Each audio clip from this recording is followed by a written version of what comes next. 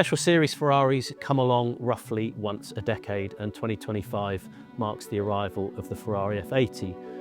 Uniquely for a special series Ferrari, Ferrari have chosen not to launch the car at Fiorano. Instead, they've taken us to Misano, which if you're into your superbikes and MotoGP, you'll know very well. The reason being, bluntly, the F80's kind of outgrown Fiorano, to be honest. Ferrari claimed a lap time for the F80, 1 minute 15 seconds, which is 2 whole seconds quicker than the SF90XX. But before we got our chance behind the wheel, we were treated to a passenger ride alongside Francesco Command, who is one of the lead test and development drivers for F80. Suffice to say, it was a hell of a ride.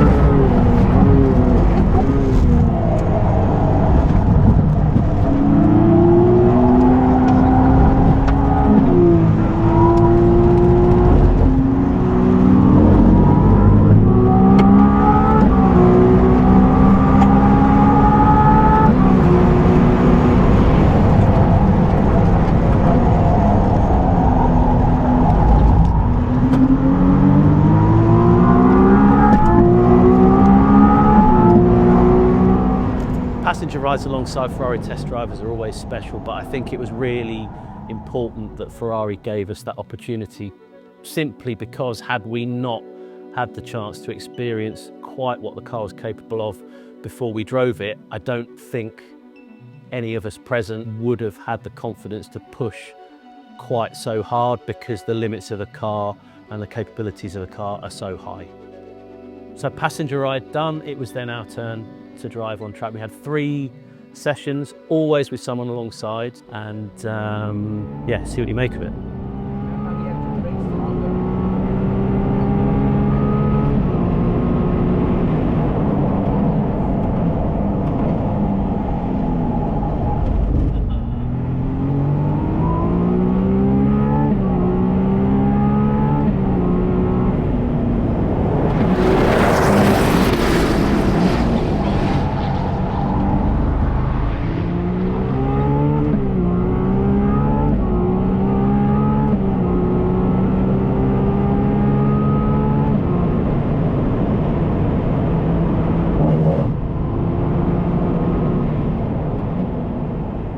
On the one hand, it's a supremely easy car to drive, but on the other, it's 1200 horsepower, 1500 kilos, or they're about 1000 kilos of downforce, and all kinds of systems that just enable you to drive right at the limit. So apologies for not doing a running commentary.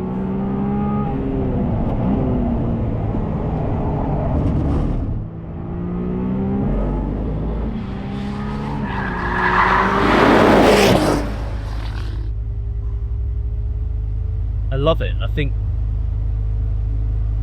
I probably should be talking to you all the time whilst I'm driving, and normally I would, but I think there's so many nuances and so much to take in with the car and how it wants to be driven. I think I'll be able to explain myself more clearly once I've had a little bit of time for my modest processor to make sense of this, but yeah, I'm loving it so far. It takes a while to get your head around how the F80 really wants to be driven, and the key, despite it feeling very approachable and civilized in a road car manner, is you have to get your head in race car mode, and that is to nail the braking. When you start to push in deep into the braking zones, then everything starts to flow, but you wouldn't believe how late you can brake and how deep you can brake and how hard you can work the car, not just under braking in a straight line, but under braking into a corner. So you're loading the car laterally and longitudinally, and that's the thing that really takes a leap of faith, to trust that the front is always nailed, but you always think the rear has to let go because you're leaning on it so hard. But it never does. By far the most contentious aspect of the F80 is its V6 engine, but what a V6 engine it is. 120 degrees, 900 horsepower, so 300 horsepower per litre, which makes it the most power-dense internal combustion engine there is in a series production car. There was a cutaway car for us to look at, and the compactness of the hybrid system, particularly the front axle, is really impressive. The engine and gearbox are tilted, and that's purely to enable Ferrari to put a massive diffuser. They said the LaFerrari's diffuser was 600mm long. In F80, it's 1.8 meters long, so you can see how much downforce and airflow they've gained under the car just from that small but really clever tweak. Other highlights of the V6 are, again, another first for Ferrari, e-turbos. So the turbos have an electric drive system to help spin them up when there isn't the exhaust gas flow, but that enables the turbos themselves to be bigger so they can deliver more boost. That hybrid system contributes 300 horsepower to the internal combustion engine to bring up to the total of 1200. The bulk of that 300 goes through the front axle. There are 2 motors on the front axle. So there's torque vectoring, which in addition to the traction advantages, just allows Ferrari to give the car that bit more rotation and just give it the stability and bite that it needs on track. Aerodynamics are another key part of what makes the F80 so special. Like the powertrain, it takes some inspiration and some ideas from the 499P. So at the front, there's a triplane wing hidden within that nose. There's also an S-duct that draws air under the car up and over. There's active aero at the rear, which is something the race car isn't allowed. The shape of the car as well is designed to aid aerodynamics. If you look in a plan view, you can see there's a duct that runs either side of the sort of teardrop shaped canopy, and that takes air all the way along the flank of the car and into the engine. The third pillar, if you like, of F80 is its active suspension. It's an evolution of the Multimatic electric driven damper. They're mounted in a inboard position, virtually horizontally, but the principle is the same. So there's a threaded bar which can kind of jack the car unloaded side of the car up. So the start of day 2 of driving, typical Ferrari launch, not enough time, too many miles to do. We were sharing a car, fortunately, with Jeffro Bovingdon, who used to be at Evo's, now at Top Gear. So the 2 of us were in the car and we headed off from Misano circuit into the hills. I think if I had any misgivings after the track driving yesterday, was that the car is quite prescriptive. It's contained and controlled because it has to be. It's such a quick car. Ferrari say this is faster than a 296 challenge car on slicks, and having driven that car, considering this is a very civilized street car on street tyres, that's pretty quick. And the way it delivers its performance, you need to trust the car, it needs to be stable. It's not a throw it in and drive it sideways kind of car. It will do that if you switch everything off. But honestly, the way it puts a lap together, you just want to revel in the precision and the brilliance of the brakes and the way you can lean on it laterally so hard whilst also leaning on it really hard on the throttle or on the brakes. It's this sort of 3-dimensional performance. What we found on these roads, mixed surfaces, tight, twisty, fast, open, is pretty much from the moment you get in the car, you feel connected with it. It just clicks. It doesn't feel particularly big.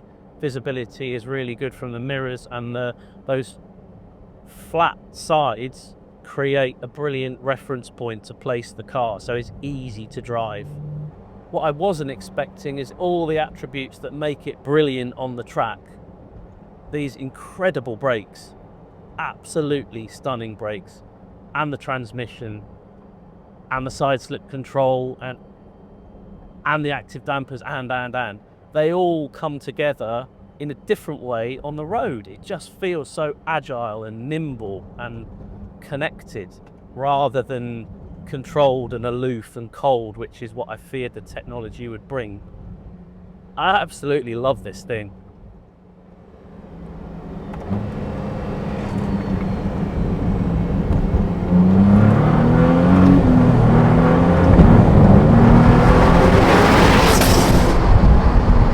I think we all made the mistake of getting hung up on those early glimpses of the car on track and just how quiet the car was. And I think we were all disappointed in that. But honestly, when you're in this car and you have access to this engine, it's a really special thing. The gearbox as well, it just has such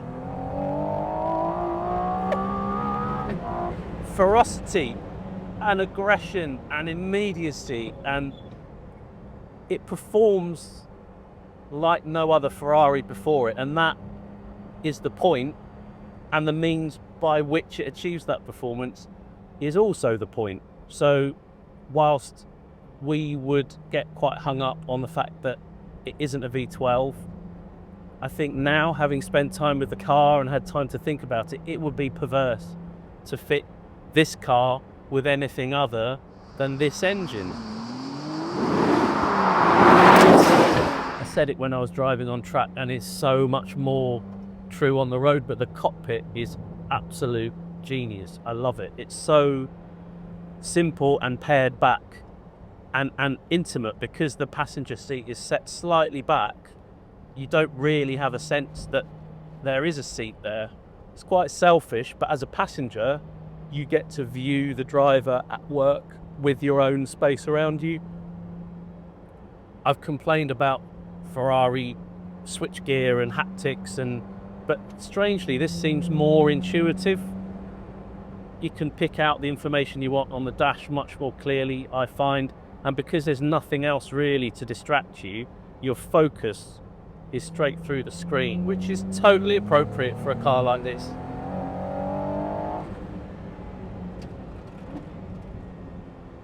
The engine and gearbox, oh my god, it's so good, and it sounds so good inside.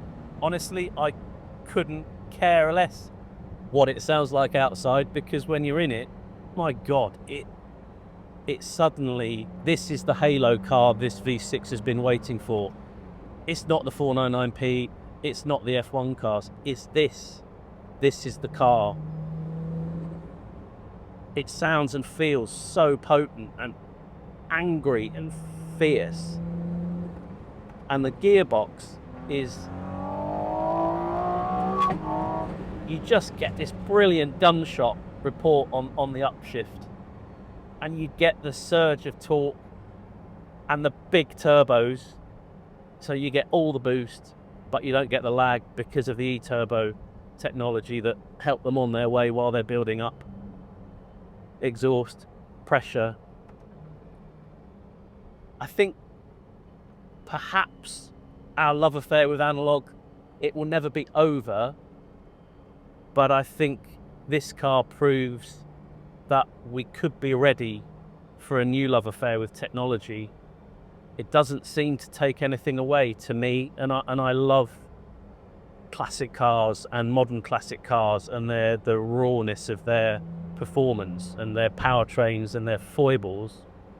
But this car has real personality, and it has such epic performance in every situation. Yeah, I'm absolutely smitten by it, I have to say.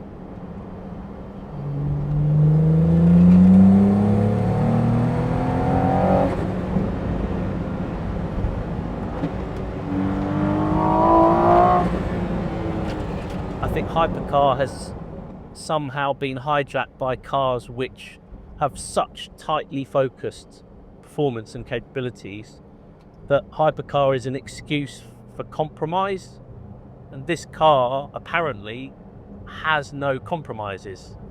Luggage space apart, that behind me there is the sum total of your luggage space, but beyond that, I think it's without question the best Ferrari of this era that I've driven, which shouldn't be a surprise because it's £3 million. But what excites me is that Ferrari have built this car in the same way they built F40, F50, Enzo, LaFerrari. It's not a progression of their current road car engine. It had to be a big leap, from which point all their future road cars will flow. And I think that is arguably the most exciting thing of all, because if the next generation of Ferrari series production cars is anything like as exciting as this, we are in for a treat.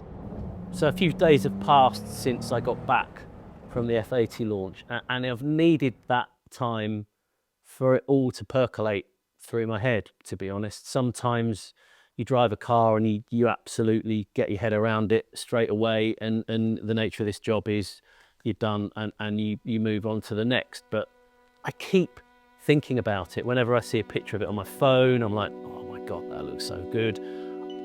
I want to drive the car again. I want to hear the engine again because it sounds fantastic when you're in the car. That gear shift is just magnificent, and the way all of that technology that makes it so quick and so exploitable on a racetrack, the way that all comes together to enhance the road experience, I really wasn't expecting that. I think we're so used to technology taking away from the tactility and the driver involvement, and yeah, my God, if you're one of the lucky 799 F80 owners, I envy you more than you can imagine.